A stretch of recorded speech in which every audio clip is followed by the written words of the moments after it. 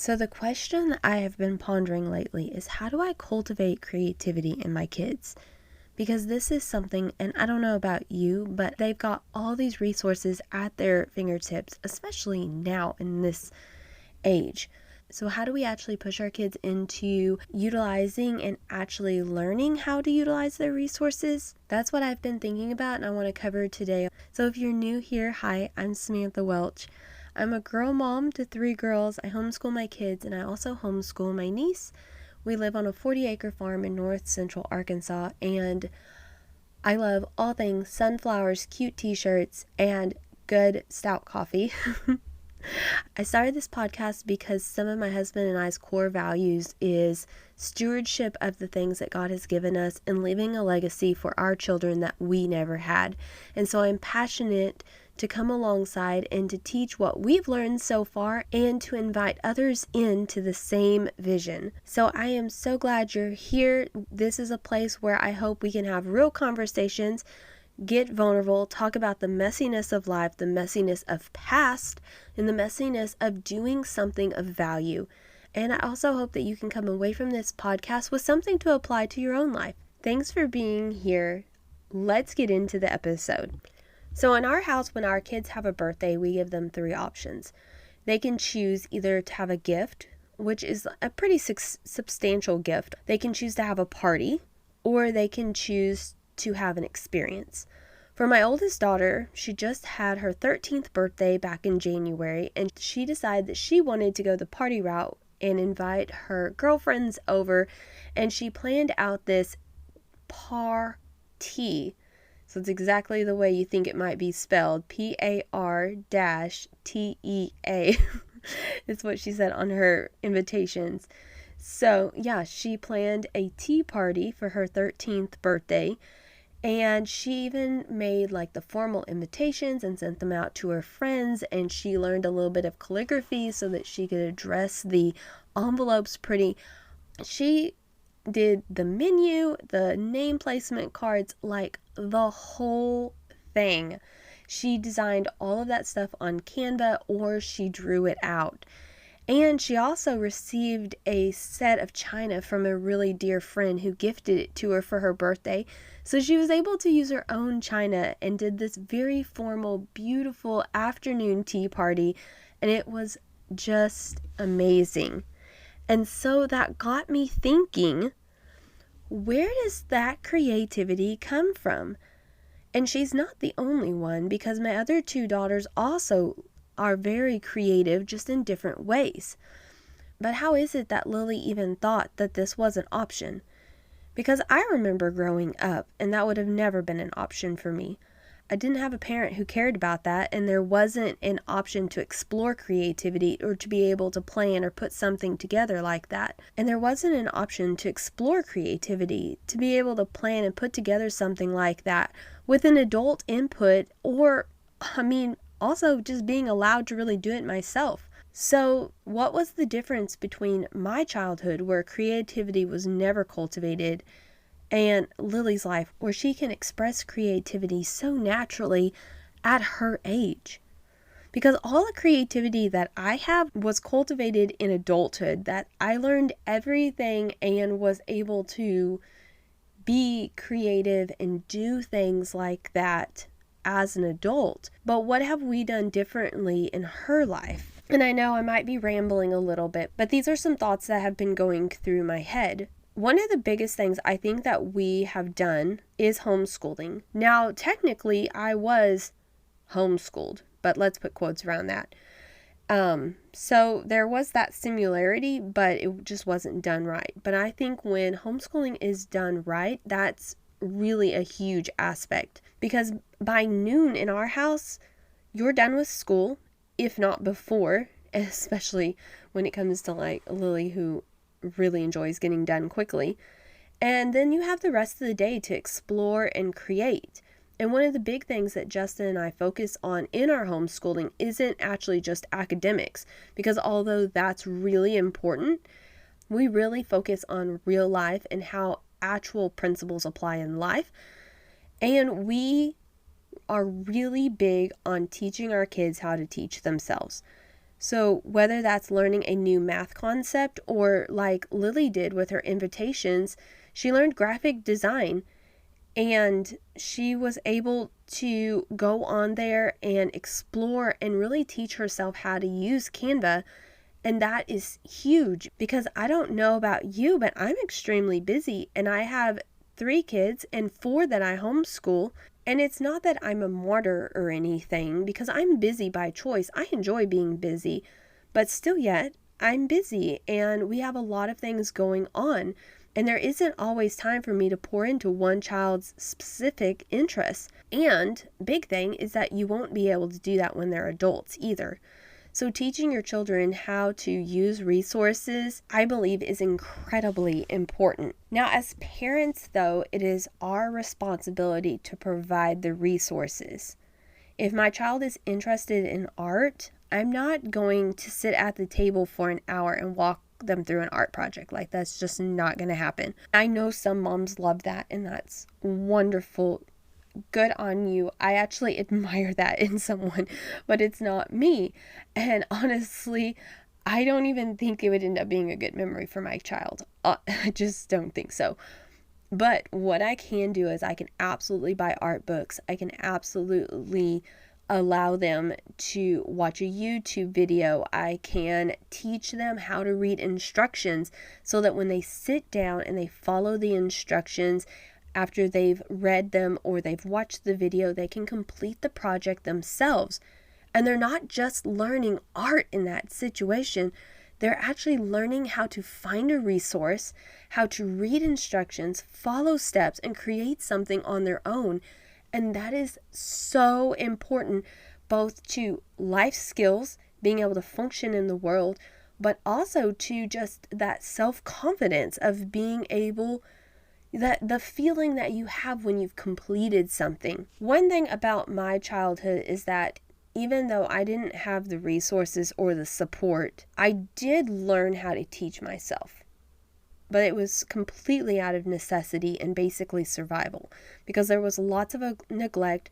I didn't have any really good attention paid to me. And I knew that if I wanted to do anything, I was going to have to do it myself. And so that was basically survival and me just trying to function in a chaotic, abusive world. And I don't want that for my kids. I want to be available. I want to walk them through what they need. But I also see that in my own life, if I hadn't learned how to teach myself, I don't think I would be functioning well in adulthood. And I'm serious about that because I only got about an 8th grade education. I went from an abusive home straight into figuring out life, getting married, having kids, and if I hadn't learned how to teach myself, I would just have been completely stuck. I had to literally start from scratch and learn everything, anything that you needed to be a good adult. Like, I had to learn it myself. Now, of course, by the grace of God, He has brought people into my life who have shown me how to do things, and He brings amazing resources and everything. And so I'm not giving all this credit to myself, but I am saying I think it's an extremely important skill for us to teach our children how to take the wisdom of others and apply it to their life, how to seek out resources to learn things.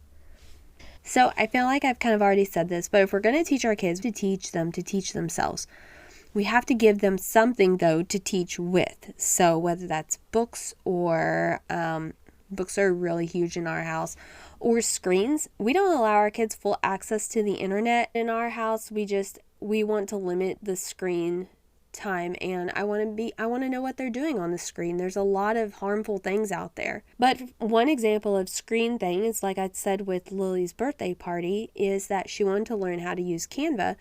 And I know Canva really well. I use it for my business all the time, but I don't have the time to sit there and explain every drag and drop feature, right? So I gave her access to the program. I gave her some trusted resources, like she could use a YouTube video or whatever, and then she was able to teach herself. And she used it to do her party, and she's also like created a cookbook and a children's book, and I don't even know what else she's got on there. She's got a whole business plan. But I think that's the big thing, is that as parents, and I hope I'm not like totally repeating myself, but as parents, we have to teach our kids how to teach themselves, and then we have to actually provide the resources so they can teach themselves, right? I do want to add something here as well. I know this is just me pouring out kind of my thoughts on this. Is that on the flip side, I have also noticed though that too much screen time has actually dampened creativity and my kids' drive to go teach themselves. So when there's too much outside input, I think kids just copy instead of doing thinking on their own, just because they don't have the maturity or the experience start coming up with things, right? Like, I think as an adult, we can watch a video or something and we can then take it a step further because of our experience. But with children, I think giving them too much, they can start copying instead of being creative and thinking outside the box. So that's one of the reasons that we limit screen time. And when I get lax, I can actually see creativity drop in my kids. So I think creativity also needs space. It doesn't need them to have all the answers all the time as well. So it's kind of like this balance of having all the resources provided for them, allowing them to utilize that, but then also giving space to where they can be creative themselves. I think something also that we need to talk about with our kids is teaching them how to teach themselves also means we have to teach them how to fail well. The painting that they want to paint, it won't look like the book the first time. It's not going to look good that first time. The first time you do design, it's not going to look great, and that's okay.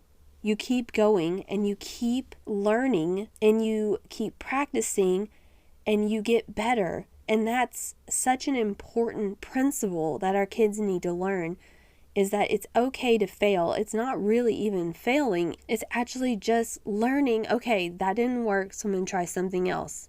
One other thing along the lines is, I think on another extreme side of so my childhood was completely neglect, not the ability to cultivate creativity because there wasn't resources and there wasn't any involvement.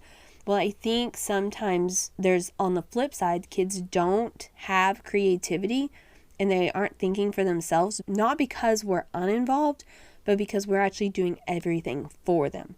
So we do all the research, we give all the answers because it's faster and it's easier sometimes. And sometimes it's just like, whatever, I'll just do it, right? And I think that's a huge disservice to our kids, because just because it's quicker at first, it won't stay that way. Before you know it, they won't be thinking for themselves. They'll be depending on us to do everything. And I'm talking about older kids here, obviously, because when they're little, they're dependent on you and you do most things for them. But as they get older, you start handing things off to them and you allow them to do it, and they'll may fail at it the first time. And that's okay. Yeah, it might be quicker at first, but it won't stay that way, and we have to let them try, fail, and then figure it out. My personality, though, tends to swing between these two extremes. I'm either a figure it out yourself, I'm not helping, or whatever, I'll just do it. And I have had to really practice not stepping in, but then also taking enough time to see, do I need to help a little? Yeah, so I really think that one of the best things that Justin and I can do for our girls is to teach them how to teach themselves. I think it's one of the greatest gifts we can give them, apart from teaching them about Christ. And so thank you so much for joining me on this just random thought process while I've been thinking about this and just kind of figuring out where this is coming from and how my kids' childhood is so much different than my childhood and all the things. So hopefully you got maybe something out of this, or maybe you were just like, oh, interesting, her thoughts. Either way, I want this to be more of a conversation, and I actually would love to hear your thoughts on this. So if you would like to share what you think about this, I'm going to leave my email in the show notes, and please email me and tell me, is this something that you do? Do you like to do this with your kids? How do you go about cultivating creativity in your kids and teaching them how to function in this world? I would love to hear from you. And if you love the show and you want to support me, the best way you can do that is to subscribe to the show, to leave a review, and then go follow me on TikTok. That's where you're going to see all the small snippets and clips of our life here on the farm and what we're doing. And until next week, go out and steward the gifts that God has given you well.